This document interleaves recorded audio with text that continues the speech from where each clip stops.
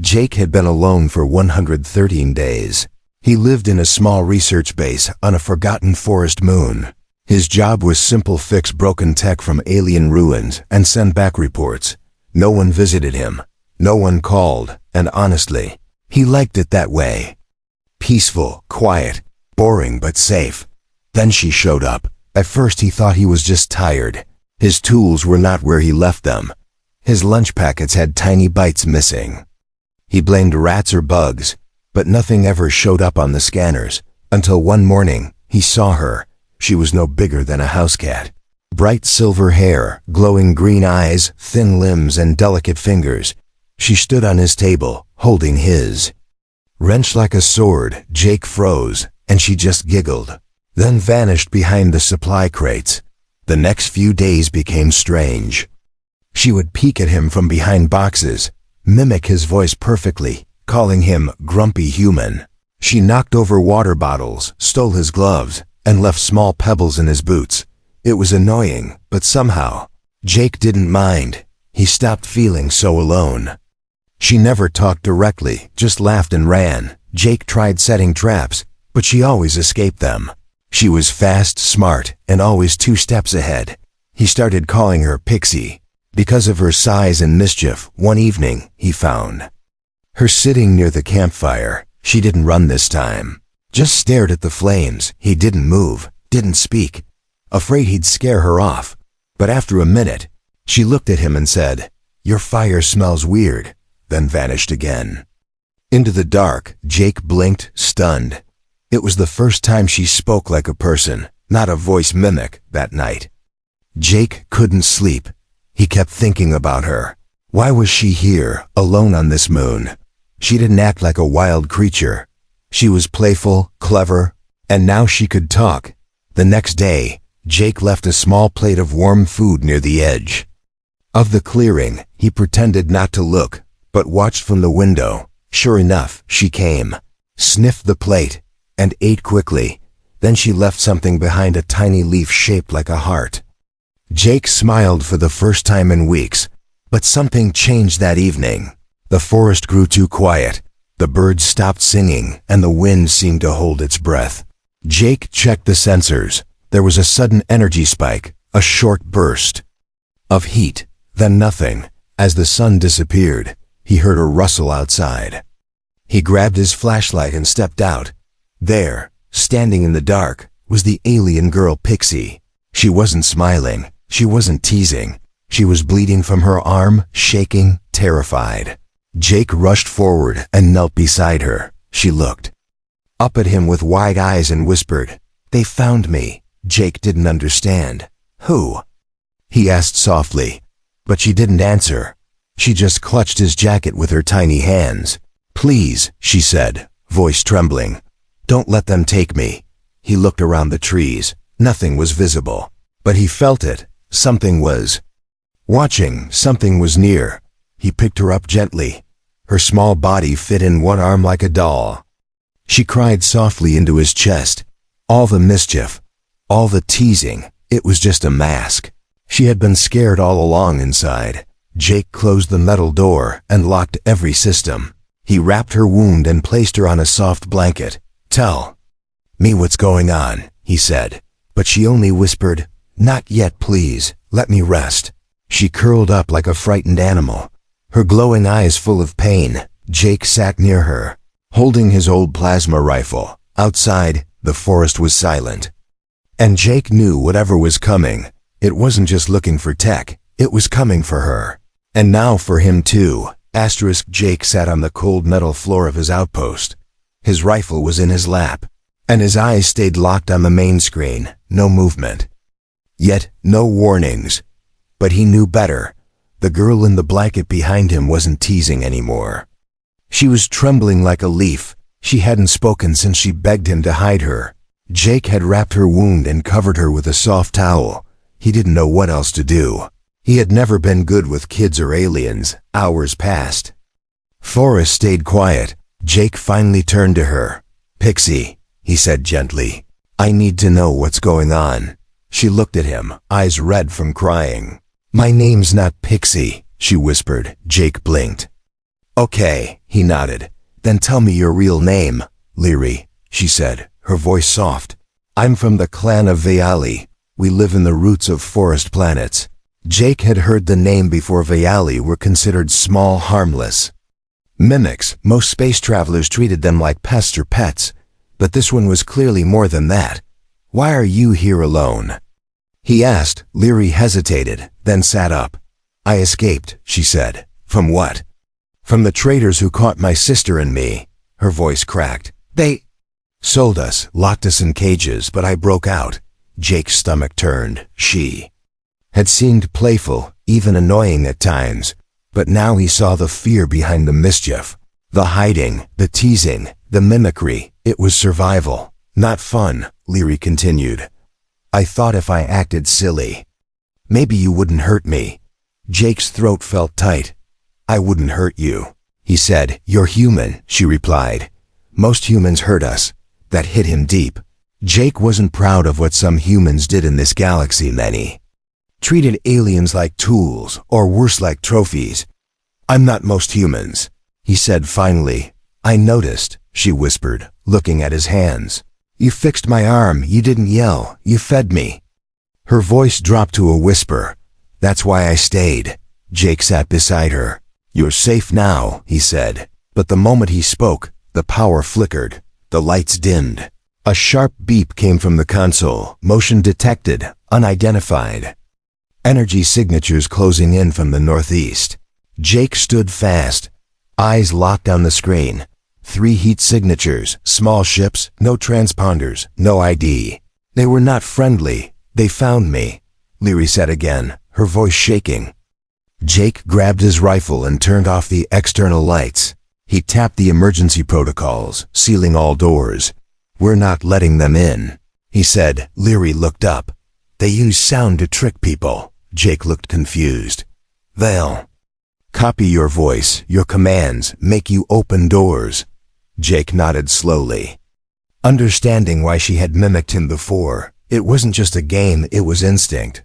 Defense, survival. Outside, a voice suddenly called, Jake, open the door, it's Captain Rivera. Your supply drop. Jake froze. Captain Rivera was dead. Killed 3 months ago in a pirate ambush. He didn't move. The voice called again. Jake, we know you're in there. Don't make this harder. Leary grabbed his arm. Don't speak back, she said. They'll use your voice too. Jake nodded, heart pounding. He moved her gently behind the tool bench, deeper into the shadows outside. Something walked past the window, not human, not quite alien either. Its body shimmered, like broken glass. It moved with a strange rhythm, as if learning how to walk. Leary covered her mouth, afraid to breathe. They waited in silence. Minutes felt like hours. Then, a loud metallic sound near the back wall. Jake checked the camera feed. One of the creatures had found the vent pipe. It was trying to squeeze through the emergency exhaust. Can it get in? Leary asked in a whisper. Only if it melts the grate, Jake replied. And that would take. Suddenly, sparks flew. The screen flashed. Acid detected.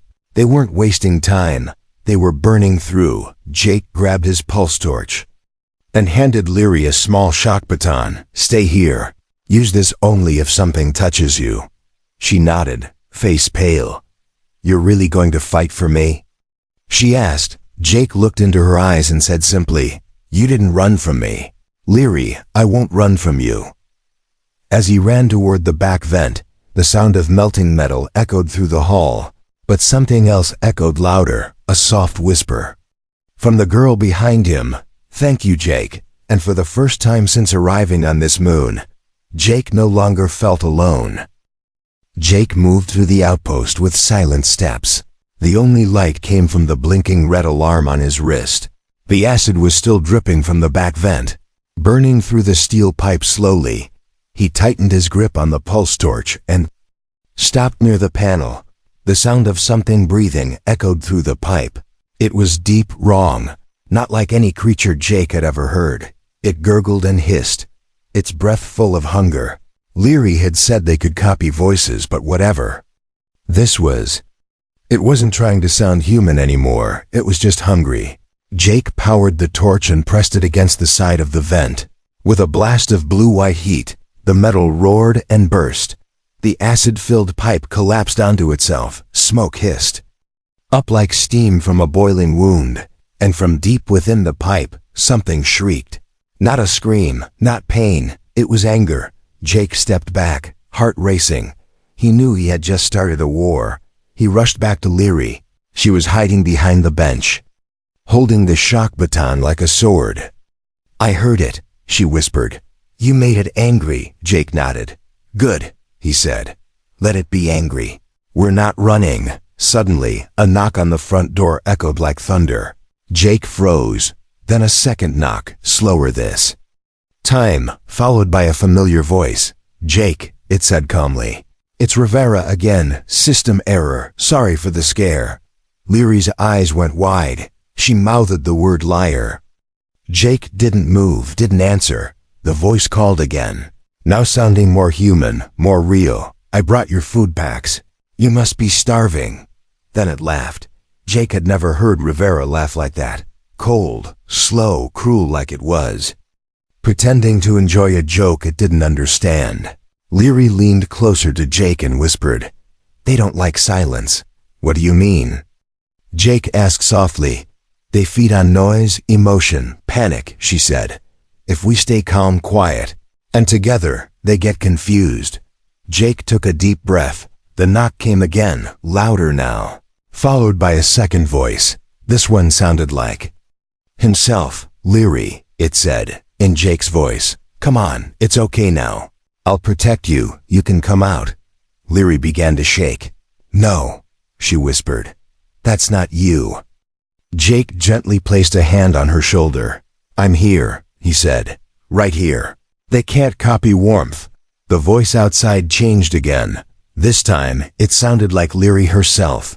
"Jake," it cried. "Help me. They're hurting me." Jake's eyes filled with fire. These creatures were not just hunters, they were monsters. They played with sound and memory. They wanted fear like a predator wanted blood.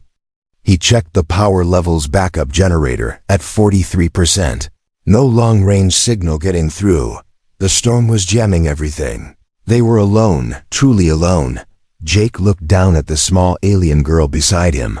She was trying to stay strong, but tears were slipping down her cheeks. She wasn't teasing anymore. She wasn't pretending. She was just a child, trying to stay alive. He wrapped his arm around her and pulled her close. "It's okay," he said. "They're just noise." She leaned into him, small fingers grabbing the front of his shirt. "They killed my sister using my voice," she said, barely a whisper. "I watched it happen from the cage." Jake felt his jaw tighten. His mind flashed with anger and sorrow. He had no idea she had been through so much, and yet she had smiled, joked, played. He realized now that her teasing wasn't just play, it was her fight to still feel alive. Outside, the voices grew louder, more broken. They mixed Jake's voice with Leary's, with laughter and cries. But inside the outpost, all was quiet. Two beings, one human, one alien, holding onto each other like family. Hours passed, the voices eventually faded into the night. Jake stayed awake the whole time.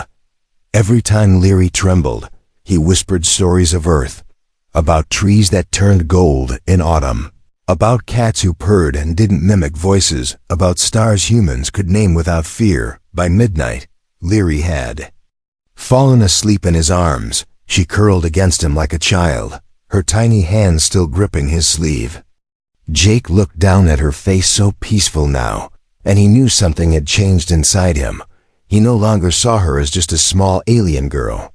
She was his responsibility, and he would protect her, no matter what came through the trees tomorrow. Outside, the wind howled softly, but inside there was stillness, and in that stillness, something beautiful was born. Trust. Morning came slowly on the forest moon. Golden light filtered through the tall blue trees. Birds chirped again, cautious and unsure. The danger outside had gone quiet, but Jake didn't relax. He stood at the edge of the doorway, rifle in one hand, watching for anything that moved. Behind Him, Leary slept curled up in the blanket. Her breathing was soft, peaceful. Jake didn't want to wake her, not yet. She had earned a few hours of calm after everything she went through. But he had questions, and the silence left room for them.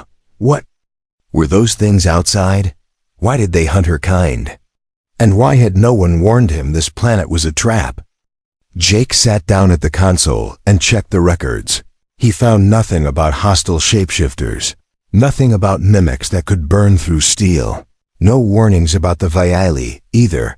They were listed in the galactic database as minor nuisance creatures, harmless mimics, low intelligence used for entertainment. Jake stared at the screen, his jaw clenched. He had spent enough time with Leary to know that was a lie. She wasn't a nuisance. She wasn't low intelligence. She was scared, clever, and full of emotions. She was like any child he'd seen on Earth, except smaller and far more alone. A few hours later, Leary woke up. She sat up slowly, rubbing her eyes, then looked at Jake. "You didn't leave," she whispered, surprised. "I said I wouldn't." Jake replied, "And I meant it." She gave a small smile, then looked away. "I'm sorry I teased you all week," she mumbled. Jake chuckled. "You were testing me." "I was scared," she admitted. "I thought if I annoyed you, maybe you'd just chase me away. Instead, I gave you lunch," Jake smiled. "And you gave me a heart leaf," she nodded. "I wanted to say thank you. But I didn't know if I could trust a human." Jake leaned forward, serious now. "Leary, tell me the truth. What happened to your people?" She looked at the floor for a long time. Then she began, her voice quiet but steady. "We were once many millions of us across different forest moons. We lived close to nature, didn't build big cities, didn't fight wars. We learned to speak any language we heard. Some said we were magic." Jake listened, silent. He'd never heard a Viali tell their own story before. "But then," she continued, "aliens started visiting our homes, and they found us. Interesting. We were small, colorful, and we could copy voices. They began taking us, calling us pets or performers. They made us wear costumes, sing songs, repeat jokes." She paused, eyes growing wet. "When we cried, they laughed. When we begged, they clapped." Jake felt anger rising inside. "What about the leaders? Didn't anyone stop it?" Leary shook her head. "Some tried, but the galaxy didn't care. They said we were too small to matter. So the hunters came, traders who caught us and sold us to collectors. We were locked in cages, forced to perform, or thrown away if we disobeyed."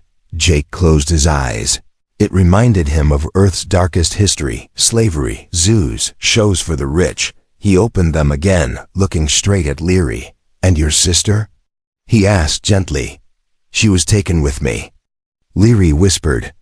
"They used her voice to trap others. She fought back once, so they ended her." A tear rolled down her cheek. "I ran when I could, jumped off the ship during a stop here. I've been hiding ever since." Jake reached out and placed a hand on her small shoulder.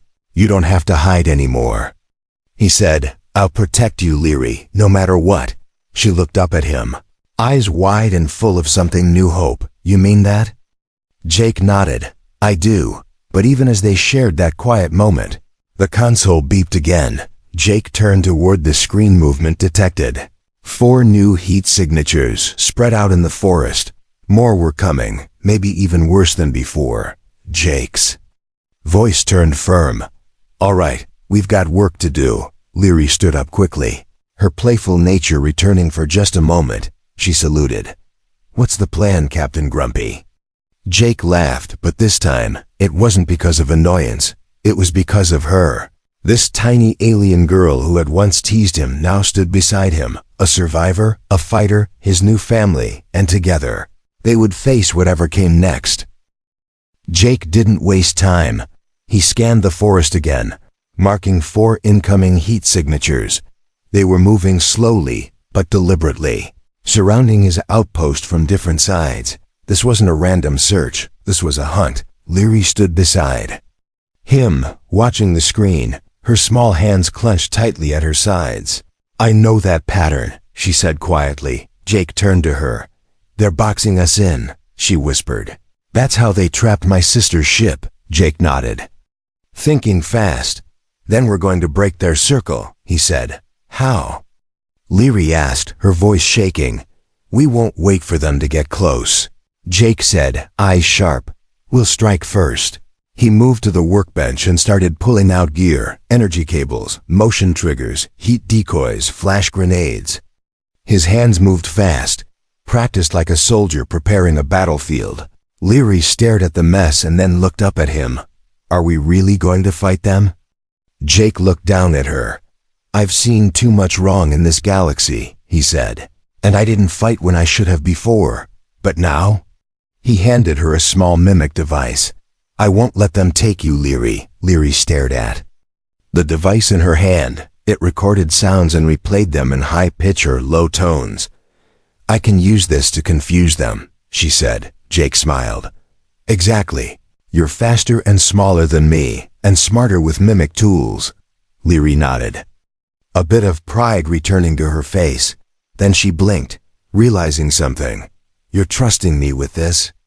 Jake looked at her seriously. "I trust you with my life." Outside, the shadows of the trees grew longer. Evening was approaching, and with it danger. Jake placed 3 heat decoys in the outer bushes. He connected motion sensors to hidden flashes, and he buried a mini shock mine near the main path. It wasn't much, but it could slow the hunters. He hoped it would be enough. Leary moved like a shadow. She placed the mimic devices in the trees. Each one was preloaded with sounds. Jake's voice, her laugh, even a bird's cry, when activated. They would echo and confuse anyone listening. The forest grew quiet again, not peaceful, but waiting. Jake returned to the outpost and looked at Leary. "You ready?" She nodded, but then she surprised him. She stepped forward and hugged his leg. "Thank you," she whispered. Jake froze, then gently placed his hand on her head. "You're not alone anymore," he said. Suddenly, bang, one of the decoys went off. A flash of white light lit the forest, followed by growling. "They're here," Leary said, eyes wide. Jake checked the cameras. One creature was caught in the decoy's radius, stumbling and shaking. Its body shimmered strangely, like it didn't know what shape to take. Then the second one moved fast. It reached the outpost side. Sniffing the air, Leary whispered, "They smell fear and energy." Jake switched off all outside lights and sealed the walls. Bang, another explosion, this time from the shock mine. Jake grinned. "That'll slow them down." But then something unexpected happened. A voice echoed from the trees, not a mimic, not a scream, but Leary's voice crying, "Help me, Jake. They got me, please." Jake looked down. Leary was beside him, frozen in place. That's not me," she whispered. "They're copying you again," Jake said, "trying to lure me out." Leary nodded slowly, but her hands were shaking. "They did that when they took my sister too." Jake knelt down and met her eyes. "They won't take you," he said. "You hear me? No matter what voice they use, I know the real you." Then a new voice came, Jake's. "Leary, it's safe now, I got them. Come outside." She clenched her teeth. "That sounds exactly like you." Jake replied calmly, "I'll never ask you to go into the dark alone." More flash grenades went off. The sensors picked up 2 creatures running in circles, confused. One had stepped on a mimic device. It now repeated Jake's laugh at double speed. The hunters howled in frustration, slashing at trees and shadows. Inside, Jake and Leary waited in the dark. He held the rifle ready. She sat beside him, holding the last mimic tool in her lap. "Jake," she whispered. "Yes? If we survive this, can I stay with you forever?" Jake didn't answer right away. He looked at her glowing eyes, her small trembling form. The girl who once teased him, then cried in his arms, and now stood beside him in battle. "Yes." He finally said, "You can stay, Leary. You're not going anywhere." Outside, one last explosion rocked the ground. Then silence, thick, eerie silence. They didn't know if the battle was over or just beginning, but one thing was clear. Together, They were stronger than fear. Together. They were not prey anymore. The forest was quiet again. Not peaceful but tired, like it had watched a long, dark fight and held its breath. Inside the small outpost, Jake sat beside the main console. His rifle rested on the floor. The traps were spent. The alarms had stopped blinking. He didn't know if the creatures were gone, or just waiting, but for now, the silence felt like a gift. Leary sat on the counter, swinging her tiny legs. Her silver hair was messy, and her cheeks were still smudged with dust. But she smiled, a real smile. The kind that didn't hide pain. "You smell weird," she said suddenly. Jake looked up from the console. "Thanks," he said dryly. "You smell like victory and sweat." She grinned. He rolled his eyes but couldn't stop a soft laugh. They had survived. For now, that was enough. Jake handed her a small tool. "Here, want to help me fix the power circuit?" Leary's eyes lit up. "You're letting me touch human tech?" "You already messed with my tools for days," Jake smirked. "Might as well make it official." She jumped down, climbed onto a chair, and focused hard. Her tiny fingers worked with surprising speed. Jake guided her gently, showing her which wires to reconnect. It was quiet work, but it felt good, like building something instead of fighting to keep it from breaking. As the lights hummed back to life, Jake sat back. "I've been alone here for a long time," he said softly. "I didn't realize how quiet it really was until you showed up." Leary paused, looking at him. "I thought I was a problem." "You were," he smiled. "But you became the best kind of problem." She blushed slightly and looked away. Jake noticed how she didn't tremble anymore. No more hiding behind crates or watching from the shadows. Now she stood beside him, an equal later. They sat together near the outpost door, watching the sun disappear behind the forest canopy. The colors of the sky turned purple and silver. It almost looked like Earth, if Earth had glowing mushrooms and floating pollen. Leary leaned her head on Jake's arm. "Do humans get scared?" she asked. Jake raised an eyebrow. "All the time," he replied. "You didn't look scared." She said, "I was," he admitted. "But when someone depends on you, you become brave for them." Leary stayed quiet for a moment. "Back when I teased you," she said slowly, "I wanted you to chase me away, because if you did, it meant you weren't like the others." Jake nodded. "And if I didn't? Then maybe you were different," she said softly. "You didn't chase me, Jake. You fed me." Jake turned toward her. "I didn't know you were running from something so big." "I was tired of running," Leary whispered. "Tired of acting like I was just a cute, funny creature. I wanted someone to see me." Jake reached into his vest and pulled out a small metal tag. It had his name engraved on its standard ID for outpost workers. He took a sharp tool and etched a second name below his own, Leary. Then he handed it to her. She stared at it, eyes wide. "What is this?" "It's proof," Jake said. "You belong here now."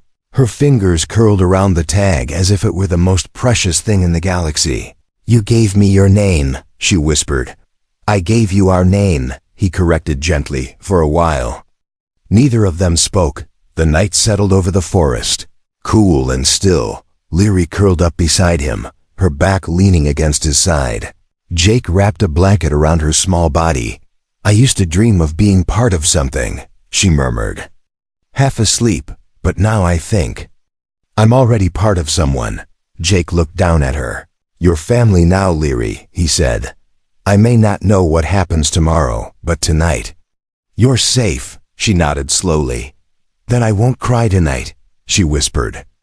Jake smiled. "That's good, but I might tease you again tomorrow." She added sleepily. He chuckled. "I'd be worried if you didn't." The stars shone above them, tiny and distant, but somehow comforting. Jake stared up at them and wondered what they'd face next. But one thing was clear in his heart.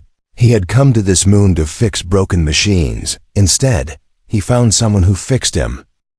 Night had wrapped the forest moon in deep silence. Only the soft hum of Jake's outpost lights flickered in the trees. Leary lay curled up on the floor next to him, the ID tag still clutched in her tiny hand. Jake didn't sleep. He sat with his back against the metal wall, rifle across his lap, eyes half closed but mind alert. He had a strange feeling in his chest. It wasn't fear anymore, not even anger. It was something warmer, heavier. He was no longer just guarding the outpost, he was guarding her, and it meant more than any mission he had ever taken. Suddenly, the console pinned, just once. Jake leaned forward, checking the signal. A ship, mid-atmosphere, entering descent fast, but not cloaked. It carried the symbol of the Galactic Human Alien Protection Alliance. His emergency call had finally reached someone. Leary stirred at the sound of the ping, rubbing her eyes. She sat up slowly, blinking at the screen. Jake gave her a small smile. "It's help," he said. "The Alliance heard us." Leary didn't smile back. Instead, she looked at the floor, a shadow falling over her face. "You're sending me away," she whispered. Jake was quiet for a long time. Then he asked softly, "Do you want to go?" Leary shook her head fast. "My people. The few left, they're scared, hiding. The Alliance wants to relocate us to safe zones. But I don't want to hide again, Jake. I want to live with someone who sees me, not someone who pities me." Jake stood slowly and walked over to her. He knelt so he was at her eye level. "I called them for backup, not to take you," he said. "I wanted them to know someone's hunting kids like you. But where you go, that's your choice now, not theirs." Leary blinked. "You mean I can stay?" Jake smiled. "I want you to," he said, "but only if you want it too." Before she could answer, the ship arrived quiet. Smooth and silver, it hovered gently over the forest clearing, then lowered its landing gear. The hatch opened, and two armored officers stepped out, one human, one alien. Both carried scanners and peace badges. They approached carefully, hands visible. Jake stepped outside and waved. "We're all right," he called. "I have one with me. Her name is Leary." Leary stood behind the door, watching nervously. The alien officer, tall and with soft gray skin, smiled gently. "You're safe now," he said. "We received your distress call." Jake nodded. "She's not going into any cage," he said firmly. "She's with me." The officers looked at each other. Then the human one spoke. "Under Galactic Law 18 Delta, an endangered civilian may choose their guardian.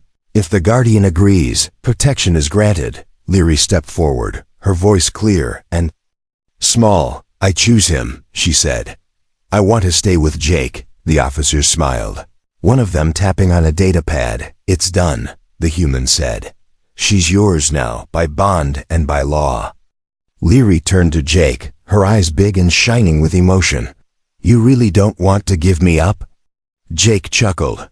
"After all your teasing? You think I'd let someone else have you?"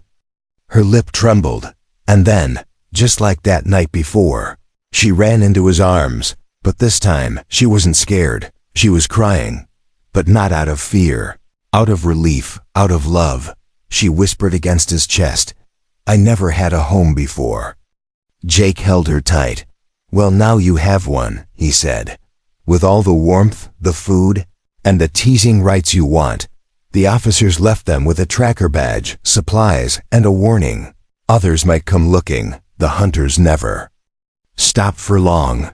But now Jake wasn't alone, and Leary wasn't defenseless. Later that night, as stars filled the sky, they sat near the campfire again. Just like the first time, Leary stared at the flames quietly, then said softly, "Can I call you something different now?" Jake looked over. "Like what?" She hesitated, then whispered, "Can I call you Dad?" Jake's breath caught in his chest. No one had ever called him that before. He wasn't sure he deserved it, but when he looked into her eyes, he saw the truth. He had fought for her. He had bled for her. He had chosen her. He smiled. "You can call me whatever you want," he said gently, "because you're mine now, little star."